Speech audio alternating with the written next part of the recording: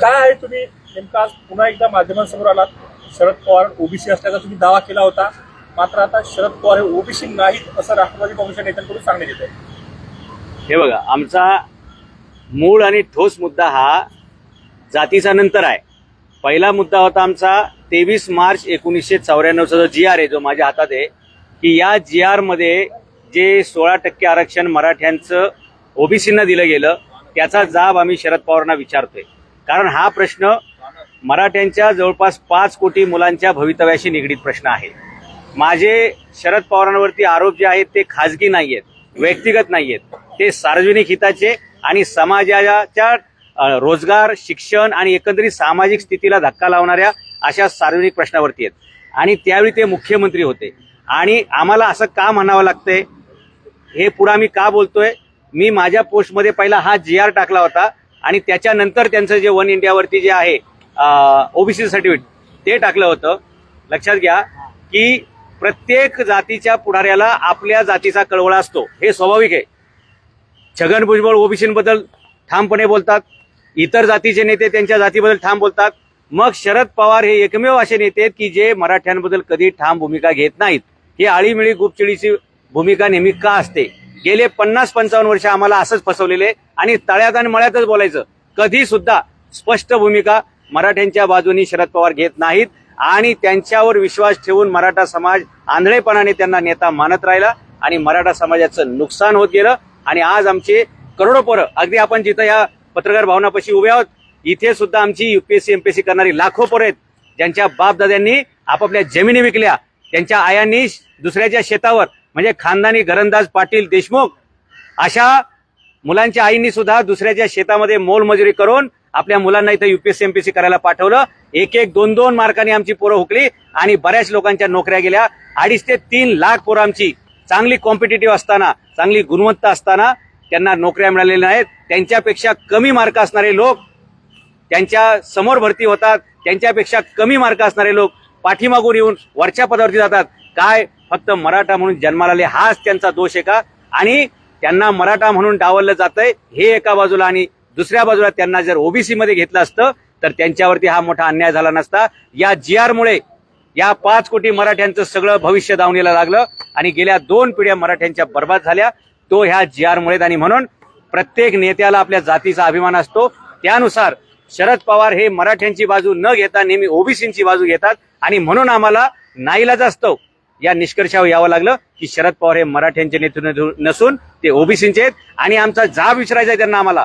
आम्ही 5 कोटी मराठी त्यांना भेटेल तिथे, भेटेल त्या गावात, भेटेल त्या चौकात आणि भेटेल त्या वार्डात आम्ही सगळे मराठे शरद पवारांना हा जाब विचारणार आहे की असं काय पाप केलं आमच्या मराठ्यांनी की तुम्ही बाकी सर्वांना न्याय देत सुटले, परंतु मराठ्यांना मात्र तुम्ही डावललेले. हे मराठे कोण आहेत?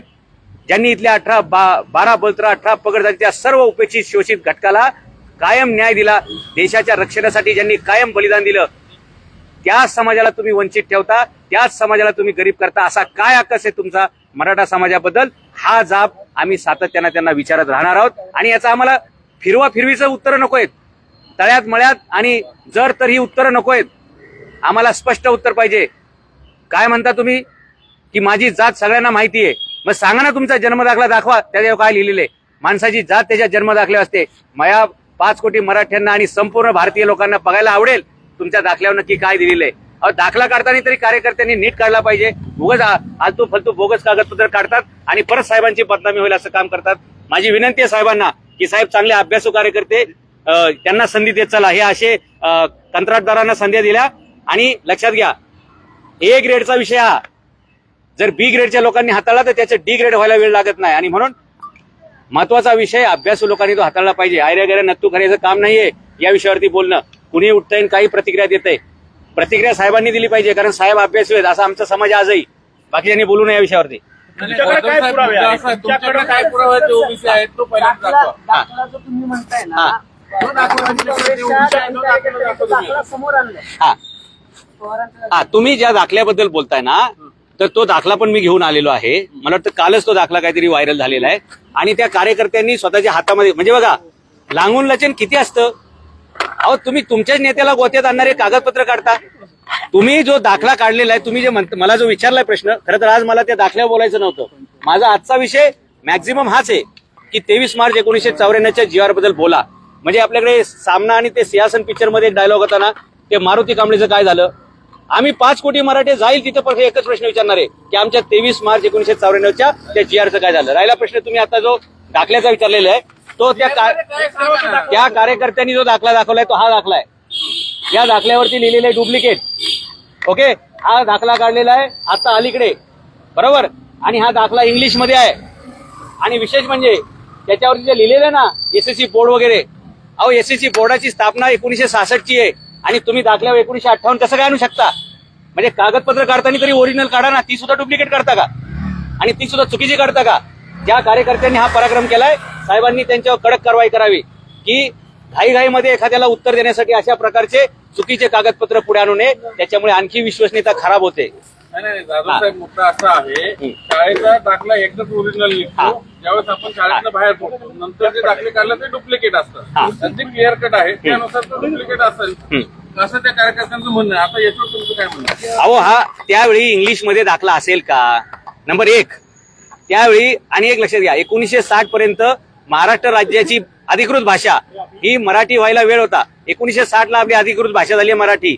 त्याच्यापूर्वी मोडी असायची. आता हे इंग्लिश मधला दाखला आहे. आणि महाराष्ट्र स्टेट बोर्ड कधी अस्तित्वात आलं, पवार साहेबांची जन्मतारीख तुम्ही दाखवली आहे 12/12/1940. त्याच्यानंतर ते शाळा सोडल्याची तारीख दाखवली आहे 31/5/58, बरोबर. Sent up for the SSC exam March 58. जरा तज्ञ लोकांना दाखला दाखवा, कसा लिहिला जातो दाखला हे जरा बघा त्याच्यामध्ये. प्रश्न असा आहे ना, मुद्दा असा आहे, दाखला तो आत्ता काढलाय त्यांनी. मग तो आत्ता त्याच्यावर हे असंच असणार प्रचलित पद्धतीनुसार. अहो, पण तुम्ही ज्या बोर्डचं म्हणताय की नाही, ते बोर्ड कधी अस्तित्वामध्ये आलेले. तुम्ही सांगताय बोर्ड कधी अस्तित्वात 1966ला आलं ना, 1966ला जो बोर्ड अस्तित्वात आलं. तुमचं नाव आहे ना, ते ओबीसी आहेत. तुमच्याकडे काय पुरावा आहे तो दाखवा. हे बघा, हे ओबीसी असलेला पुरा दाखवा. येस, याच्यावर एक लक्षात घ्या, जे पूर्वी सर्टिफिकेट व्हायरल झालेलं आहे त्याच्यावरती त्यांची जात ओबीसी दिसलेली आहे. त्याच्या ऐका, वन इंडिया नावाच्या वेबसाईटवरती आजही मिळतं. आणि जर वन इंडियाच्या वेबसाईटवरती असलेली कागदपत्र जर व्हॅलिड नाही असं तुम्हाला म्हणायचं असेल तर प्रत्येक व्यक्ती इलेक्शन लढताना त्यांना अफिडेव्हिट द्यावं लागतं. त्याच्यामध्ये त्यांना नॅशनॅलिटी, त्यांची कास्ट आणि सबकास्ट जे काय असेल ते त्यांना डिस्क्लोज करावं लागतं. महाराष्ट्राच्या जनतेला दिसू द्या ना, महाराष्ट्रातल्या 48 खासदारांनी त्यांच्या अफिडेव्हिटवर काय लिहिलेलं आहे, महाराष्ट्राच्या 288 आमदारांनी त्यांच्या अफिडेव्हिटवर काय लिहिलंय. आज आमची अडचण अशी आहे, आहे ना, म्हणून आम्ही सांगतो. जाधव साहेब, पवार निवडणूक हे खूप आधीपासून लढवतात. प्रश्न असा आहे ना की आता मराठ्यांचा आरक्षणाचा मुद्दा पेटला, धनगर समाजाचा, ओबीसी, आता हा दाखला तुम्ही बाहेर काढण्याचं कारण काय, पहिला प्रश्न. दुसरा प्रश्न, पवार जर 50-60 वर्ष झाले या सगळ्या राजकारणात आहेत, निवडणूक आयोगाकडे आतापर्यंत त्यांनी अनेक दाखले दिले असतील, त्यावेळेस का कुणी मुद्दा काढला नाही. त्यावेळी आम्ही ते सांगतोय, गेली 50 वर्ष आम्हालाच माहित नव्हतं ना. जेव्हा हा GRचा प्रश्न आला आणि बाबा आपला माणूस आपली बाजू का घेत नाही असा प्रश्न आम्हाला पडला, त्यावेळी आम्ही हे सगळं आतमध्ये गेलेलो आहोत. आणि आज आमचं दुर्दैव पण असं आहे की आम्हाला लोक विचारतात, तुम्हाला आरक्षण कशासाठी पाहिजे, साखर कारखाने तुमचे, शाळा तुमच्या, बँका तुमच्या, सगळं तुमचं आहे. अहो, पण ज्यांना तुम्ही मराठा म्हणताय ते सगळ्यांकडे ओबीसी दाखले येतं. आणि हे आमच्यामध्ये समाजामध्ये वावरतात, मराठा वावरतात, आणि मात्र ह्यांच्या इलेक्शनवरती आणि कास्ट सर्टिफिकेटवरती ओबीसी असते. त्यामुळे असं माझं म्हणणं आहे की आता या ज्या आमदारांच्या समोर, या खासदारांच्या समोर जे कोणी असतील त्यांच्या नावाचं एक मिनिट,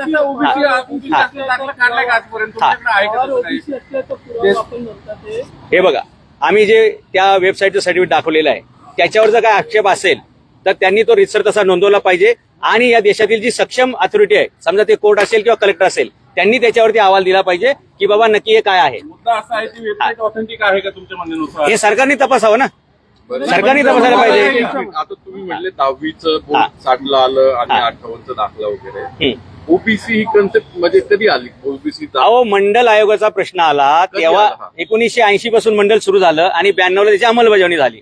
पवारांच्या दाखल्यावर ओबीसी 60 साली 70 साली जे कधी ते 90च्या आधी का आलं, कसं आलं हाच प्रश्न आहे. सांगा ना. नाही, तुम्ही गॅप्स घेतलं. जर मंडल आयोगाच्या अगोदर समजा हे ओबीसी वगैरे काय म्हणायचं असेल तुम्हाला, 1958ला, 60ला, 65ला, 75ला, 78ला कोणी व्यक्ती ओबीसी कसा लावू शकतो.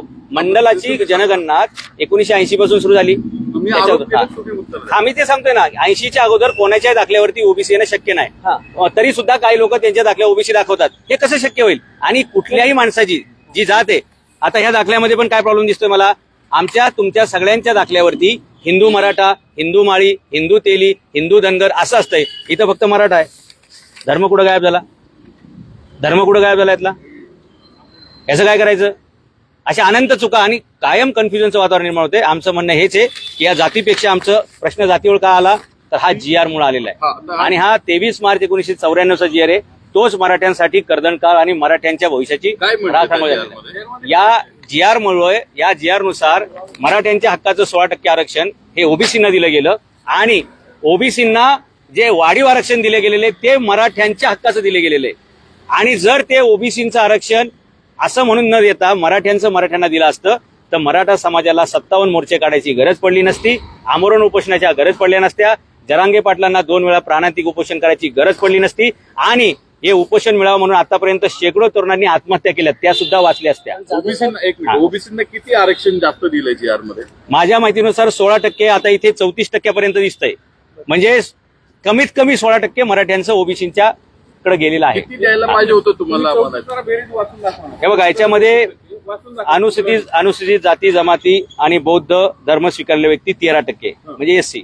ST आहे अनुसूचित जाती 7%, विमुक्त भटक्या जाती 4% आणि इतरच मागासवर्ग 10%.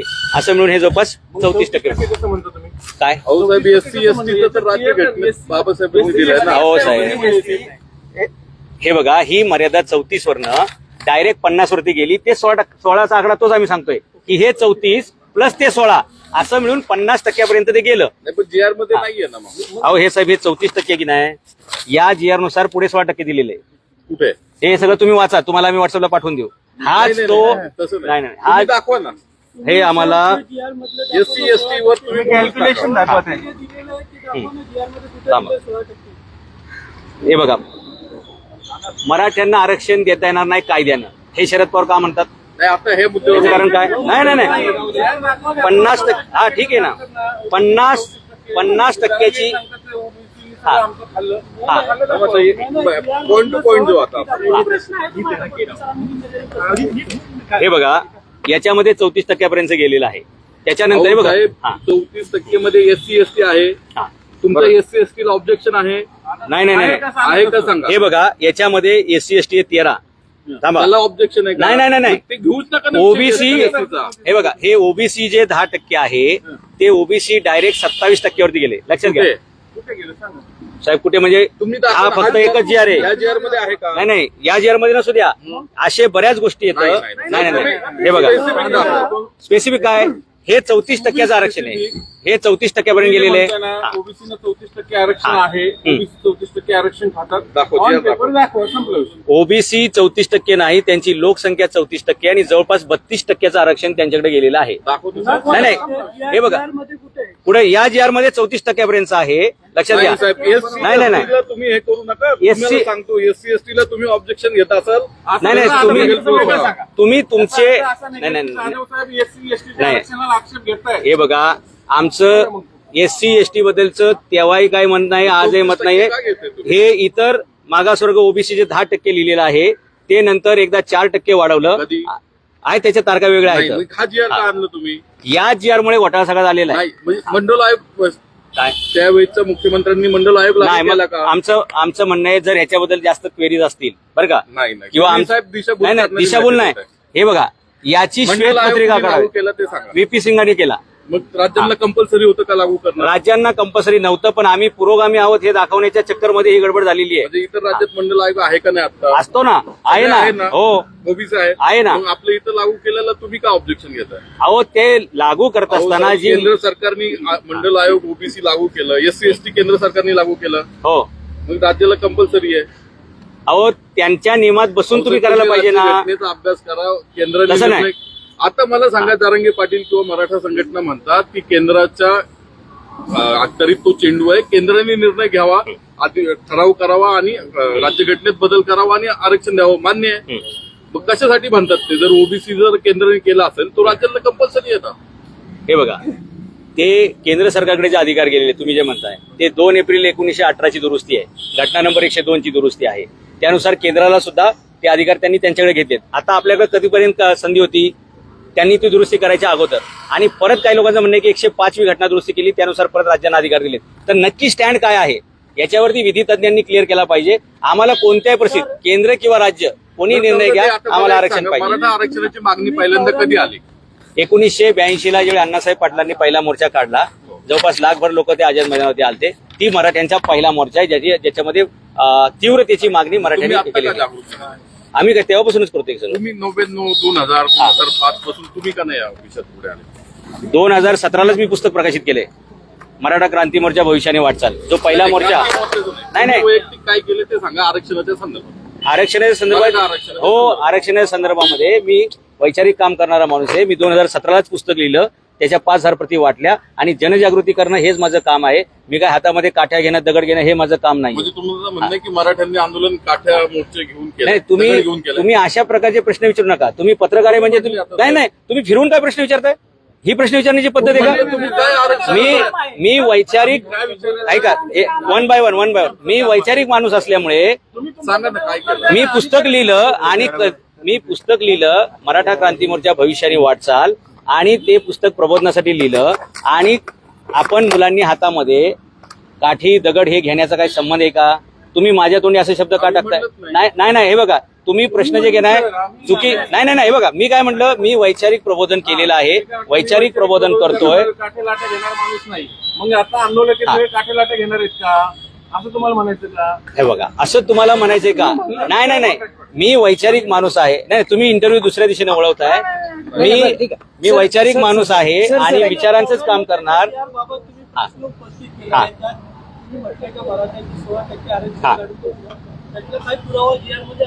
हा GR तुम्हाला मी पाठवेल. तुम्ही याच्यात 34 पर्यंत गेलेला आहे आणि 34 वरनं पुढे वाढवून मध्ये SC, ST किती टक्के आहे तुम्ही सांगा. अहो आता परत सांगा, 13 आणि 7 20% आणि ओबीसी 10% आणि 4% हे येतं भटके विमुक्त. ओबीसी 10%. मग तुम्ही 25% कसं म्हणता ओबीसी? मग हे ओबीसीचं 10%च त्यांनी 27% नेलं साहेबा. शरद पवार मुख्यमंत्री असताना गेलं. तुमची मागणी काय नाही? आमची मागणी हीच आहे की जे 16% मराठ्यांच्या हक्काचं आहे ते परत मराठ्यांना मिळावं. आणि हे सगळं ह्या GR मुळे भानगड झालेली आहे, जेणेकरून मराठ्यांना ओबीसी मध्ये याचा मार्ग बंद झाला. आणि घटनेनं आरक्षण द्यायची तरतूद केलेली आहे आणि आरक्षणाची कॅप लावण्याची काम हे सुप्रीम कोर्टाने केलेले आहे. आणि मराठ्यांना हे 50% आरक्षण गेल्यामुळे पुढचे सगळे मार्ग बंद झाले. तो मार्ग ओपन होण्याचा एकच मार्ग आहे, तो म्हणजे मराठ्यांना 16% ते मिळालं पाहिजे. एक सुप्रीम कोर्टाने ज्यावेळेस दुसऱ्यांदा मराठा आरक्षण फेटाळलं, त्यानंतर परत राज्य सरकारला GR काढून किंवा अध्यादेश काढून, GR नाही अध्यादेश काढून ते 6 महिन्यांसाठी वर्षभरासाठी आरक्षण देता येत नाही, ते केंद्र सरकारलाच देता येत नाही. त्यामुळे राज्य सरकार आता देऊ शकत नाही मराठ्यांना नव्यानं अध्यादेश काढून आरक्षण. ते केंद्र सरकारच्या